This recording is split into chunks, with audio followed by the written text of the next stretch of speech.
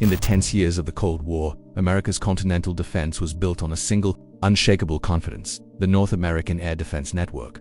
An impenetrable wall of radar stations, supersonic interceptors, and surface-to-air missile batteries. To Washington, it was an unbreakable shield proof that no enemy bomber could reach the U.S. heartland. But Britain's Royal Air Force had doubts. Armed with their sleek delta-wing Vulcan bombers, crews set out on secretive exercises to test the shield. What followed was a series of shocking penetrations that shook America's confidence in its defenses. These were not the Soviets, but allies exposing cracks in a system designed to prevent Armageddon. For the men flying those missions, it was a duel of wits in the high skies. With radar beams sweeping and missiles primed, every maneuver a test of nerve and skill. The results would not only embarrass the United States but also redefine how the West prepared for nuclear war. Before we continue, where are you watching from today? Comment below. The Cold War was a chess match played on a global board. And the pieces were not pawns or knights, but fleets of bombers, squadrons of interceptors, and networks of early warning radars. By the late 1950s, the United States had built what it considered an unassailable fortress: the North American Air Defense Command, or NORAD. Its layered defense combined massive radar arrays stretching from Alaska to Greenland, supersonic interceptors ready to launch at a moment's notice, and long-range missile batteries standing like sentinels along America's northern frontier. To Washington, the message was clear: no Soviet bomber could ever slip through. The shield was absolute. Across the Atlantic, Britain viewed the picture differently. The Royal Air Force had invested heavily in its V-bomber forestry cutting-edge designs. The Valiant Victor and Vulcan intended to ensure that Britain, even as a smaller nuclear power, could strike back if attacked. Among them, the Avro Vulcan stood apart, a sleek delta-wing giant capable of both high-altitude speed and low-level stealth. To British planners, the Vulcan was more than a deterrent. It was a question mark. Could these bombers, in a real confrontation, reach their targets past the elaborate air defenses of a superpower? If they could not, then Britain's independent nuclear deterrent might be nothing more than an expensive bluff. This unease coincided with a diplomatic opportunity. Britain and the United States were allies, bound by NATO and a shared fear of Soviet aggression. But alliances are strongest when tested quietly. Britain proposed a series of joint exercises. RAF Vulcans would attempt to attack targets inside the continental United States, while NORAD would respond as though the intruders were Soviet bombers. The stakes, though framed as training, were high. For the RAF, success meant proving the credibility of Britain's nuclear deterrent. For the US, failure meant exposing vulnerabilities in a shield that political leaders had promised was airtight. The Americans accepted the challenge with a certain confidence. Their defensive system was vast, technologically advanced, and coordinated through the revolutionary SAGE computer network, the first large-scale, real-time command and control system. From massive underground bunkers, NORAD operators could track thousands of radar contacts at once. Supersonic interceptors like the Convair F-106 Delta Dart stood alert at bases across the northern tier, while Bomark surface-to-air missiles offered long-range strike capability against high-altitude intruders. On paper, nothing could get through, yet the RAF's bomber crews trained not on paper, but in the skies. Their doctrine emphasized adaptability, improvisation, and exploiting the smallest gap in an enemy's defenses. The Vulcan itself was a machine designed for deception. Its high climb rate, low radar profile, and ability to descend to treetop level made it a formidable adversary for even the most advanced defensive systems. The stage was set for a contest between absolute confidence and calculated doubt. Context was clear.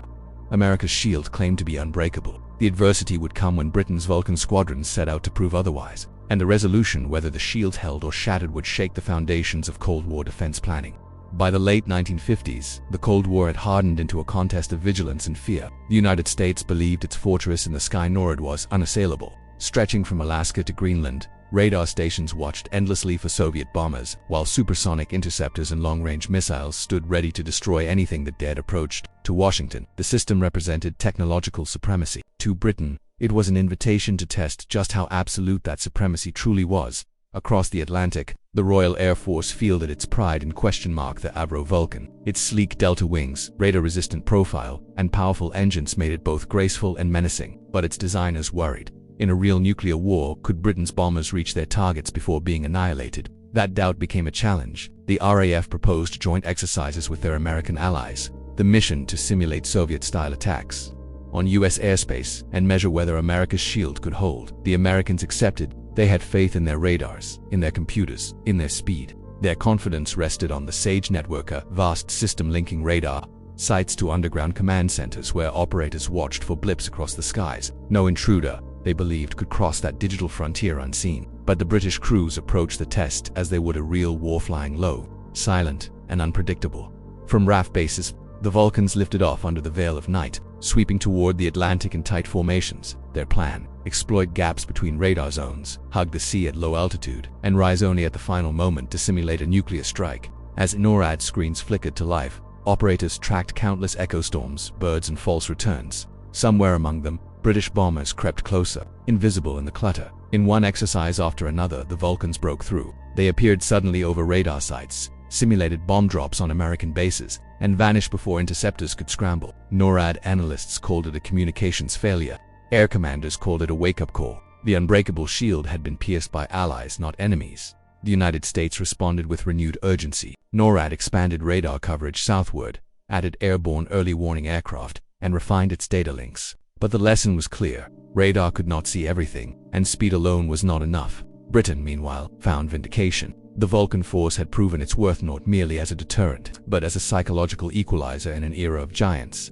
As the 1960s dawned, the RAF refined its tactics further. High-altitude bombing gave way to low-level penetration flights, using terrain to mask radar signatures. Crews trained over Scottish valleys and Norwegian fjords, perfecting maneuvers that would later define Cold War strike doctrine. For America, the joint exercises became an uncomfortable but invaluable revelation. Every blind spot the British exposed forced a rethinking of continental defense. But beneath the cooperation lay quiet competition. Both nations knew that in a nuclear standoff, survival depended on striking first or surviving long enough to strike back. The Vulcans' success gave Britain leverage, proving that even a smaller power could challenge the defensive myths of a superpower. For the men who flew those missions, the triumph was tempered by a sobering truth. What they proved in peace could one day be tested in war. When the Cuban Missile Crisis erupted in 1962, lessons from those exercises shaped the Western response. Vulcan crews went on full alert, ready to launch from hidden dispersal bases. Across the Atlantic, NORAD's improved radar net braced for Soviet retaliation. The drills that once embarrassed both sides had, paradoxically, bound them closer together in time. Newer technologies, satellite surveillance, ICB, and digital command systems replaced the old bomber duels, but the legacy of those daring mock raids endured. They revealed that no shield, however vast, could ever be truly perfect.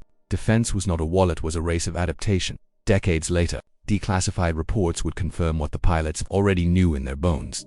The Vulcans had slipped through because they thought like attackers, not defenders. They understood that technology creates confidence, but confidence breeds predictability, and predictability can be exploited. That, more than radar or missiles, was the hidden advantage they carried into the skies.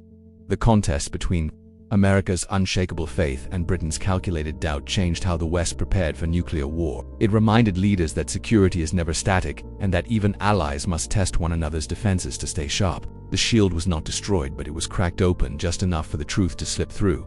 In the age of deterrence, the most dangerous illusion is certainty itself.